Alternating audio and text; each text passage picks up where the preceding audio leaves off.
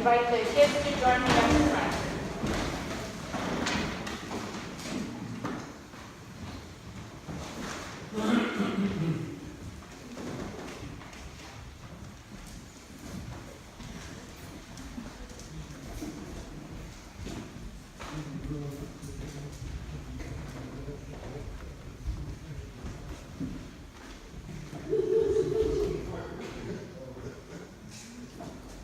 Good morning.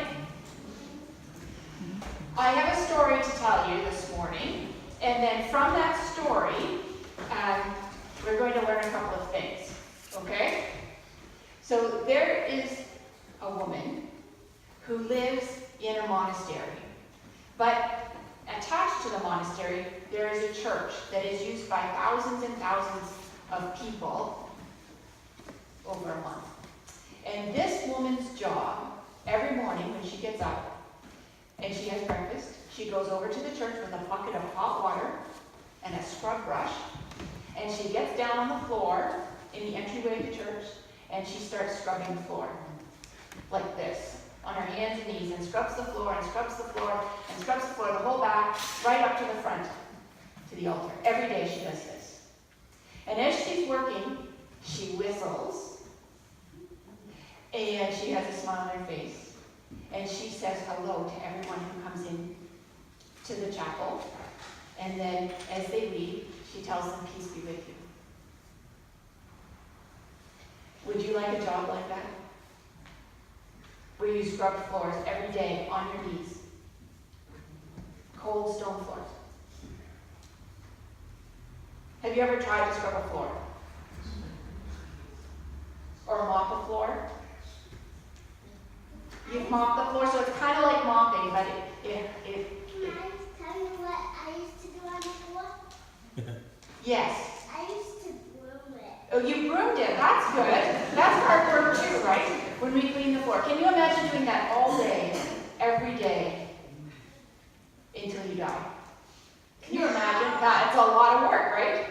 No, you don't do that. No, but this lady did. Because this was her job.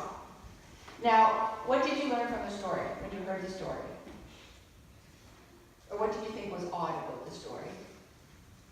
Why is nobody else doing it? Why was no one else doing it? That's a very good question.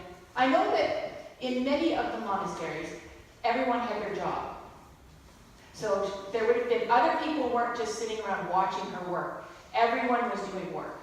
Just different kinds of work. But she was whistling, right? So when she was working, would she have been liking the work or not liking the work? Liking it, so much so that she was singing, right? So part of it gave her joy, but what about the other people? Do you think she gave joy to them by saying hello when they came in, peace be with you when they left? Well, there's a second part to the story. Somebody did ask her how she could go every day to the chapel and polish the floor, scrub the floor. And she said, because this is the work that God has for me to do, and I'm going to do the best I can to make this little piece of the world shine as brightly as heaven. Isn't that pretty cool? So as school starts, and we're going to have extra chores to do and extra tasks to do at home, at school, we're going to be joining our clubs and things again. We'll be back in music lessons or skating or who knows what. When you're doing those things, I'd like you to think about it's a way that you can do your best job and make it a little piece of heaven under the chaos of the world. Make it shine. Maybe not quite as shiny as a floor that's polished. You know what I mean? Share some of God's love with other people. Let's pray. God, we thank you that you have given us hands and feet to work.